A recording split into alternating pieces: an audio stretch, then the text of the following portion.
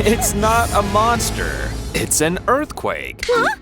First, we must drop and find a safe place to take cover. It's best to use a big, sturdy table. And then we must hold on.